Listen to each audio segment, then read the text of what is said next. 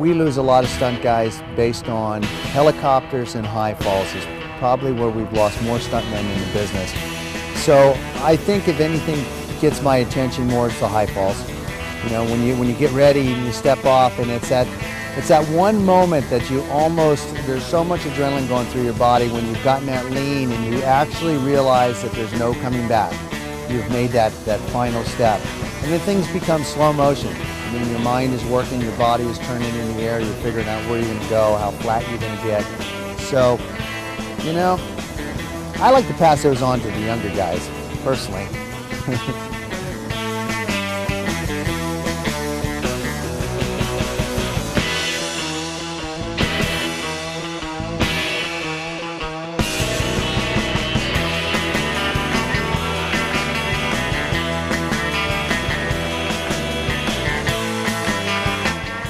What was your most difficult stunt or your most memorable?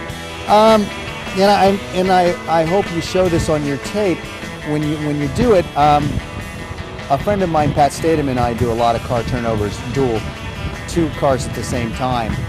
And you know, I've turned over tractor and trailers, I've turned over armored cars and buses and 96,000-pound fire truck. But we did a turnover coming out of the 2nd Street tunnel, and I was in a cop car chasing him, and we hit the pipe ramp at the same time, you know, stacked right behind each other. So he hits the pipe ramp, and then I hit the pipe ramp the same direction. And as we're flipping through the air through this big fireball, I end up landing on top of him and continuing another 5 or 6 rolls down the road. So I think that's some of my prettiest work, if that's what you want to call pretty. Tell me about your motorhome stunt. I pipe ramped this motorhome through this hay truck, and I'm doing about 70 miles an hour in it. And it flips up and it comes down and it lands on his nose, and you see it. As you see it in the tape, it just comes apart. And I remember everybody coming up in that moment where the stuntman always has something to say, you know, when they do their turnover, you know, you have a color, you have a number, you have whatever that kind of lets you know that if you haven't gone to sleep for a minute or so. So I remember coming up, and they would always used to get mad at me because I would say blue 11. That was my number. And the paramedics would always go, blue 11, you need to change it. I go, no, if I get knocked out, I won't remember it.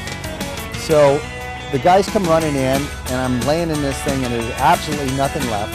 The only thing that's sitting out there is a cage and me. And they come running up and going, how you doing? How you feel? You okay? And everything. And then I can hear the paramedics saying, you know, number and a color. And I said, blue 11, which didn't mean anything to him anyway. I said it every time. But I can remember still holding on to the steering wheel. And so they started to undo my belts, and I looked at Pat, and I said, here, can you take this? And I handed him the steering wheel. And that was the only thing that was left in my hand. Everything else was broke off. The whole column was gone, but I was still holding on to the steering wheel, white-knuckled. After this turnover, as you can see, it just comes apart and there's just not much left to it. So it's absolutely crazy.